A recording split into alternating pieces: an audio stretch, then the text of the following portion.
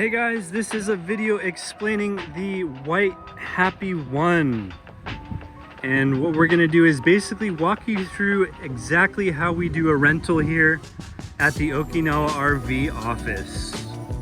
When you arrive at the Okinawa RV office, you're gonna be given a form that you're gonna fill out. And it has all of your contact information on there. And as well, we are also going to take a photo of your ID. So have that ready. So next what we're gonna do is we're gonna walk around the vehicle and make sure that there is no damage on it. We start over here on this side, we're gonna do a walk around. And over here looks good. We're making sure that there's no damage while we're doing the walk around. And usually we start here with the shower. And the shower is labeled on the keys, right there in blue. And the shower is actually actuated through the shower pump, which is inside the RV, and we'll go over that later. This works great for getting the sand off your legs after a nice day at the beach.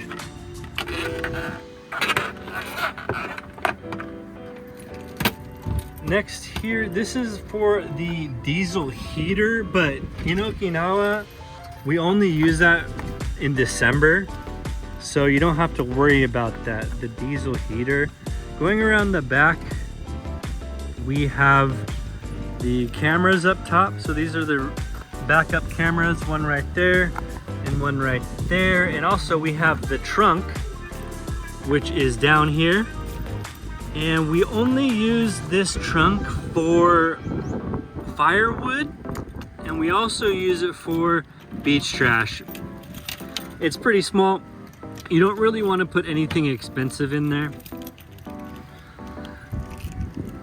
Moving around to this side, over here we have the electrical outlet. If you're at a campsite that has hookups, this will be great to charge the batteries during the day. And moving down here, this is where the gasoline is. We use regular gasoline, regular fuel. There's the key, it's in red. So regular, the number here in Okinawa is 87. And that's the regular fuel. It's not diesel. And then inside is the gasoline cap. And the gasoline cap on the inside actually locks if you twist it too tight. So what we usually do is just make it nice and snug. If it does happen to lock, you're gonna have to use the ignition key to unlock it. So that's why we just keep it nice and snug. Yep.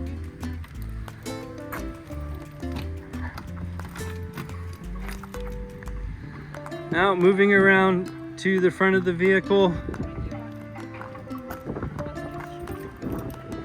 Right.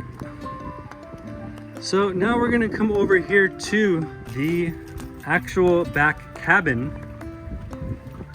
And there's two locks on here. You can see we usually just lock the top one with that key right there, and it's labeled because there's really no sense of locking both locks. You just open that up, and then there's a little clip there that it slides into. Right off the bat, you'll see here, we have our little step stool, which is clipped right onto the screen door there. And if you want to look here at the screen door, the screen door here is open just like that. And during the summertime, you're going to want to keep this screen door closed because of the mosquitoes. And then when you're on the inside here, this little red lever right here, that's gonna lock the doors from the inside. If you got kids, you wanna make sure that's locked. So going on into the RV now. First, we're gonna show you the windows. So the windows have 3 levels and they click into place. So once you hear the click, it just sits right into place. You just let it click and set it right into place. And then we're gonna look at the little latches on these windows here. And you wanna make sure the latches are right over these, let's show you, right over the top of them. You don't want them sitting in the middle because it won't give you a good seal. If it starts raining, you don't want it in there. You want it over the top because that will make sure it's sealed if it rains. And then what we'll do, and if you want to close it, you want to push all the way up and then close down just like that. And then we'll show you the screens. So there's a screen on the top that comes down, or there's a privacy shade that goes up, and you can use either or both at the same time. And then we'll show you where we keep the air conditioning controller. It's right there. And what you want to do is turn on the AC, and then you're going to want to make sure it's in echo mode when you're using this at nighttime. And you're going to want to put it on the lowest settings. That's for the power and the strength. If you want it to run all 8 hours all night long, you're going to want it in echo mode on the lowest settings, as I just said. By the way, this AC, you don't have to have the inverter on or the power on. All you need to do is press the remote controller and it'll be on. And charging the batteries during the day, you can charge them by driving around, or by the solar panels, or by simply having it hooked up at a campsite. Over here we got a little fan. And we're gonna go down here to where the water is down here in the Happy1. And we keep the fresh water here on the left side, and then the gray water on the right side. If you're not familiar with gray water is actually all the water from the sink. Yep. And we're gonna move over here to the electrical side. And what we have here is all of our power source. So on the very far right is the power button. We're gonna turn that on. So the next button here is the water. So that turns on the water pump for the sink here, as well as the showers outside.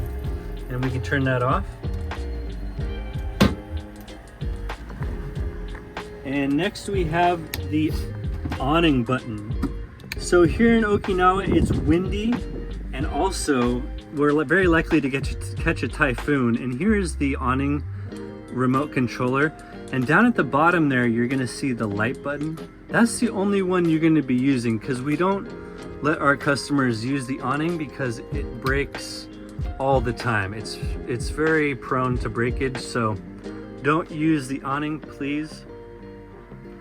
And the next button here is the lights. So that first one just turned on these lights around the corner there, and then the second one turns on the dimmer lights at the top. And then the final light is this one right there. That turns on this little light here. And then, as I mentioned, the awning has an LED strip, and you can turn that on if you have the awning button on, and it'll light up your whole campsite. Next we have an inverter, and the inverter actually takes the power from the batteries and puts it into all of the light sockets that are around the vehicle. We had a couple of sockets here and a couple sockets over here. And when the inverter is on the downward position, that means the inverter is on, and you can use any electronics throughout the whole vehicle. When the inverter is in the middle section, that means it is off. So when you're going throughout the day and you're not using any energy, keep it on that, and then it won't drain any of your batteries. And then we'll put it in the upward position. So if you're at a campsite that has hookups and you want to charge the batteries during the day, that's what we're going to want to do with that. Put it in the upward position. All right, let's turn the power on just one more time. I want to show you the power level, the meter. So right now you're looking at 13.4. That's a full battery and you're ready to go. Up top here is just the heater. and it's a diesel heater, as I mentioned, and you're not really going to need this until December, and even then you might not even want to use it. So it's just simple. You just press it, and then from there you rotate that little wheel, that little knob, from right to left, and the heat will come out from right down here. Up top we have a first aid kit that comes in the Happy One, and then also to the right here we have the cables that you use to charge the RV, as well as a pair of jumper cables back there just in case you need it. Now with making the bed at nighttime, what we usually do is make sure everybody's outside and one person is working on the bed. This drawer and then these two drawers are opened up. This one. And in order to open up this drawer, you need to open the shoe rack. So we'll slide that open, and then these drawers can fully come out. There's two drawers down here. So those ones come out, this one's come out, as well as this final drawer here. And then you're gonna take all these pillows and put them up top. And then once that is done, the bed frames are gonna flip down. This one will flip down, and this one will flip down. We'll show you this one just for now. That'll flip down just like that. Once everything is flipped down, you're gonna grab the pillows, and then you're gonna put them all the way across the bed. Just like that. And then this will make a huge bed down here. I'm 6'1", and me and my wife and my sons can sleep comfortably. As well, if you look behind here, you're gonna see that's where the seat belts are, guys, right back there. Next, we're gonna show you the table, which sometimes we store up top. The table connects to this little bar here. Push the lock mechanism up. That slides up just like that.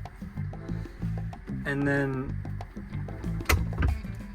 just like that. And you guys can eat lunch or dinner right inside here comfortably. All right.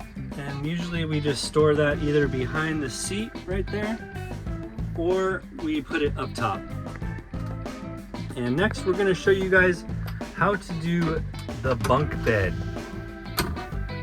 To close the table, you just, click it right up on top there, and then store it behind the seat or up top like we said. And next we're gonna show you how to do the bunk bed. There is a 2x4 that is stored over here in the corner, and it sits right in these little slots here, just like that. And then the bed pulls out and sits on this slot here.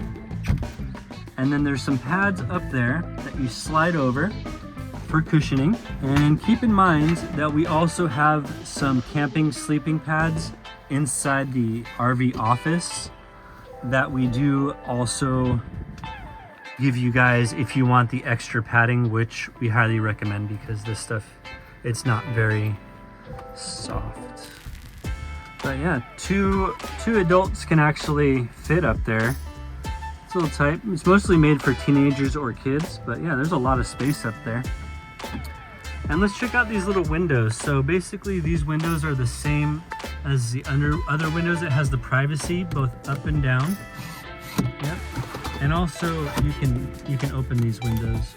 Just make sure when you're driving that you don't have any of the windows open, these ones, or you definitely don't want any of these windows open while you guys are driving. Make sure those are closed.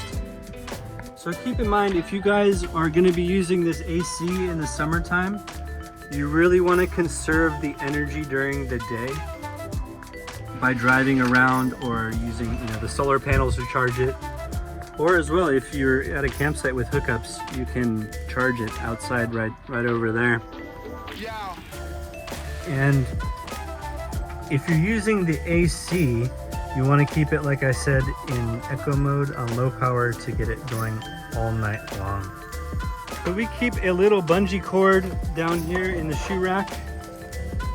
And occasionally in Okinawa it gets very windy, so we want to attach the bungee cord over here onto the screen door, and then wrap it around and loop it in there, because this screen door can blow open on a windy day, and this really helps a lot so it doesn't swing open and hit somebody. So in Okinawa, there's a couple things you want to do to be safe. The height of this RV is 2.5 meters. So you're not going to want to go through any drive-throughs or underground parking lots. Also, you got to look out for low-hanging branches when you're up in the jungle. And as well, this RV is pretty heavy, so you got to keep in mind that the stopping radius is pretty long. So in the States, we usually say keep 2 car lengths. With this vehicle, about 4 car lengths, and just be very wary. Just drive slow, enjoy the journey. Also, occasionally it's going to be very windy out there on the roads, and as you can see, it's got a large side to this vehicle, so the wind will kind of push you around out there on the roads a little bit. So always keep 2 hands on the wheel. Don't be looking at your phone while you're driving, and just drive safe, guys. So coming in here to the front cabin of the RV, we are just going to turn the keys to get it started. And then as you see, the monitor comes on. What you're going to do with your phone is just basically pair up your phone. Go in here into the settings, pair your phone. You're going to see a pairing number come up, and when that happens, just pair it on up. Also, what you're going to want to do is go into the hotspot on your phone, turn that on, and then go over to the Wi-Fi, which is right here. Turn the Wi-Fi on, and then you're going to be able to go out here to the YouTube, and you guys can watch YouTube. You guys can go ahead and go into the Google Maps or whatever you want to do. You're going to be able to watch all here on the screen. As well, this screen can be turned on down here with this little button. Even when the vehicle is off, you can turn the screen on just by pressing that button. Make sure you turn it off after you're done using it, especially if the vehicle is off. Here we've got a couple charging cables, so you'll be able to charge your phone with a regular USB.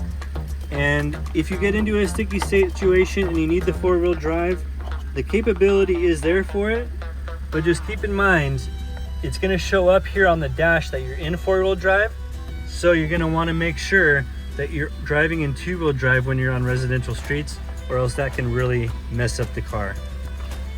Right here is a little hard to see, but this is the rear view mirror, and it's an electronic video rear view mirror.